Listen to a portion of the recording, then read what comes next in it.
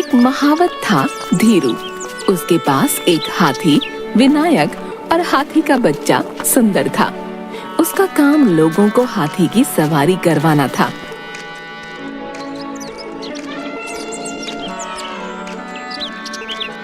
वह गांवों में जाकर अपने रिश्तेदारों के घर महीने भर रहता और वहां लोगों को हाथी की सवारी करवाता। फिर किसी और जगह चला जाता। एक बार की बात है, वह हाथी और बच्चे के साथ अपनी बहन के ससुराल गया। इसी गांव में कोठारी नाम का बहुत कंजूस दुकानदार रहता था। रास्ते से धीरू को हाथियों के साथ जाता देख वो मुंह बना लेता है। वहीं धीरू की बहन उसे देखकर बहुत खुश होती है।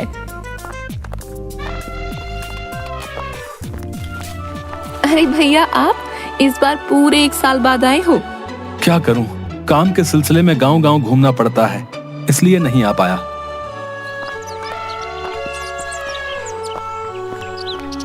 बहन घर के बड़े आंगन की ओर इशारा करती है। विनायक और सुंदर यहाँ रहेंगे। धीरू उन दोनों को आंगन में बैठाता है। तब तक बहन बाल्टी में पानी लाकर हाथियों के सामने रख देती है। अच्छा हुआ जो आप रक्षाबंधन पर आ गए। भगवान ने मेरी सुन ली। मैं इस बार नहीं आ पाती। बाबा की तबीयत खराब है। क्या हुआ तुम्हें? महीने भर से बिस्तर पर हैं। अब इस हालत में उन्हें ऐसे छोड़कर नहीं आ सकती थी। मैं आ ही गया हूँ, तुम उनका ध्यान रखो। अगले दिन धीरू विनायक और सुंदर को लेकर गांव में निकलता है।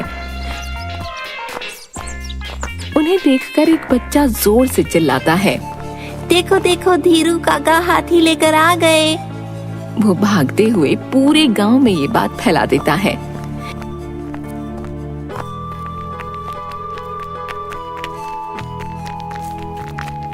धीरू आते जाते लोगों को बड़े प्यार से विनायक की सवारी करवाकर रुपये लेता जाता। मैं छोटे हाथी पर बैठूंगा। तुम इतने बड़े होकर छोटे पर क्यों बैठोगे? बड़े वाले पर बैठो। वह उसे विनायक की सवारी करा देता है।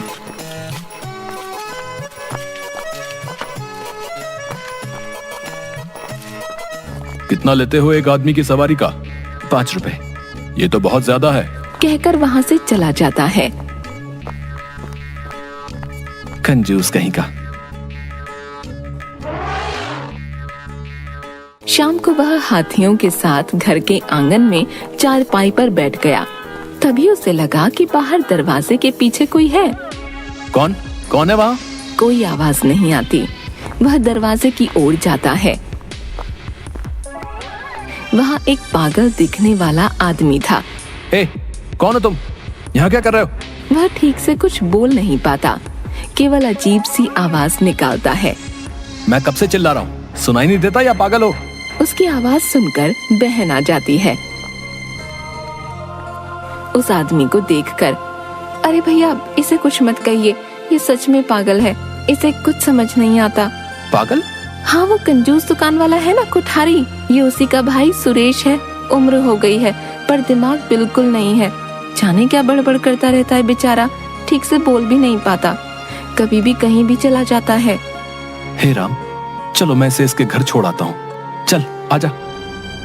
चल आजा। सुरेश डरकर अपने हाथों से मुंह ढक लेता है। छोड़िए भैया इसे, ये अपने आप चला जाएगा, आप आराम करो। धीरू चारपाई पर जाकर लेट जाता है। थोड़ी देर बाद वो उठकर देखता है कि सुरेश सुंदर के साथ खेल रहा है। वह सुंदर की सूंड पर तिलक लगाने का अभिनय करता तो वह सूंड उठाकर जोर से आवाज करता और सुरेश तालियां बजाता। सुरेश सुंदर का पेट सहलाता तो वह अपनी पूंछ जोर से हिलाता और सुरेश अजीब सी आवाज निकालकर जोर से हंसता। बहुत देर हो गई है, इसके घरवाले इसे ढूंढ रहे होंगे।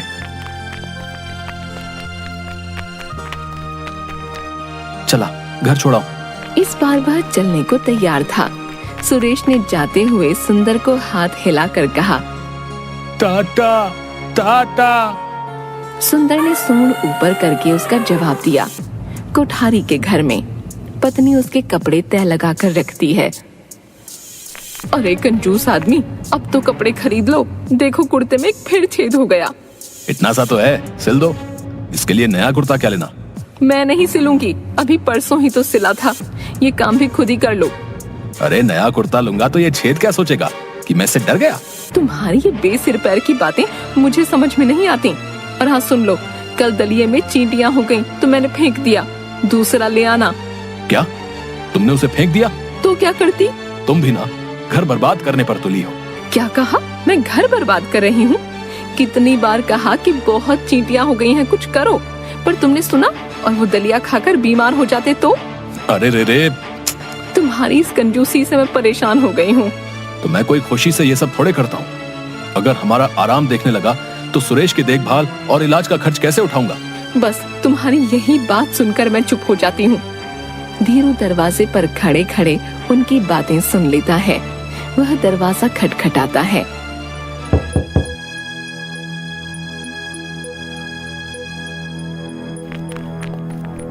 कोठारी बाहर आता है तो देखता है कि धीरू सुरेश को लेकर आया है। अरे महावत, तुम आओ आओ, ये तुम्हें कहाँ मिल गया? माफ करना, मेरा भाई कहीं भी निकल जाता है। अब कोई बात नहीं, ये लो इसकी सवारी के, मैं इससे ज्यादा नहीं देने वाला। नहीं रहने दो, इस बेचारे ने तो हाथी की सवारी की ही नहीं, ये तो बस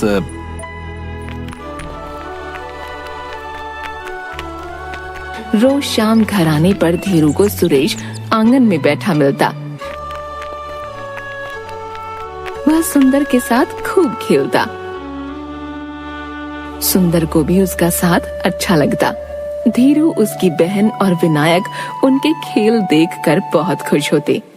एक दिन जब कोठारी दुकान पर गया तो थोड़ी देर बाद उसकी पत्नी सुरेश के साथ आई। तुम इसे लेकर यहाँ क्यों आई हो? अभी खबर आई है, मेरी माँ बहुत बीमार है और मुझे याद कर रही है, मैं वहाँ जा रही हूँ। पर सुरेश? हाँ वही तो, हाथी का बच्चा भी शाम को आएगा, वरना उसी के पास छोड़ आती, ये कहीं निकल न जाए। आप आज इसे दुकान पर ही बैठा लो, मैं रात तक आने की कोशिश करूंगी। पर सुनो तो। परवर कुछ नहीं, मैं जाती हूँ। उसके जाने के थोड़ी देर बाद बाजार में 3 गुंडे हाथों में डंडे लिए आए। वे सब दुकानदारों से हफ्ता वसूली करने लगे। आनाकानी करने पर दुकानों में तोड़फोड़ और मारपीट करने लगे।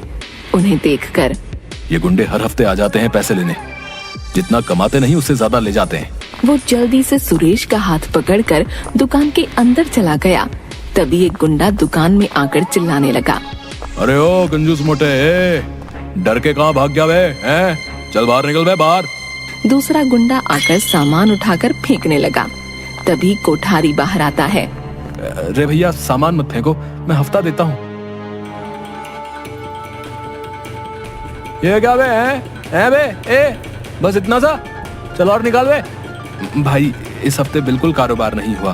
तभी सुरेश भी बाहर आ जाता है। दूसरा गुंडा सामान उठाकर जोर से फेंकने लगता है। ये देखकर सुरेश डरकर जोर से रोने लगता है। तब कोठारी उन्हें और रुपये दे देता है। पर दूसरा गुंडा रोते हुए सुरेश को थप्पड़ मारने लगता है। तभी बाजार में धीरू, विनायक और सुंदर के साथ आ जाता है। क्यों बे? हैं? क्यों बे पागल? पागल कहीं के। ये ले,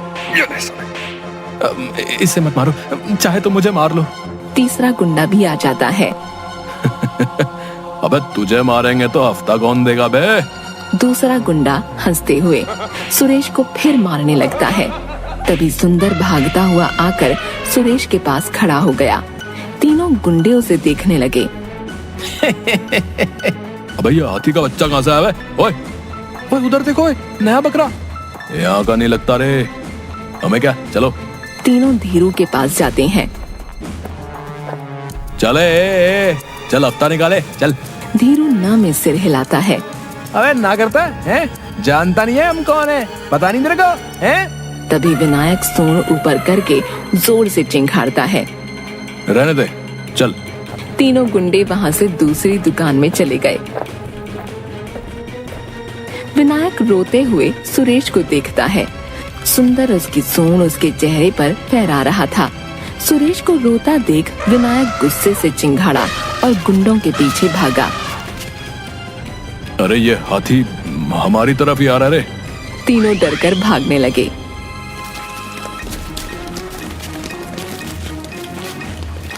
विनायक ने एक गुंडे को पैर से मारा, दूसरे को सूंड में पकड़कर ऊपर उछाल दिया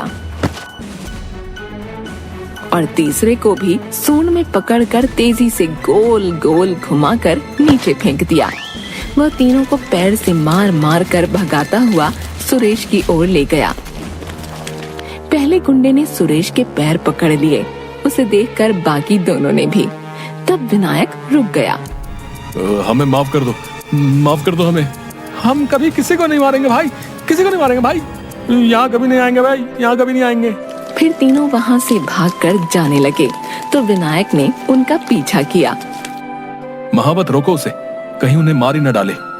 चिंता मत करो, ये जानवर हमसे कहीं ज्यादा समझदार है।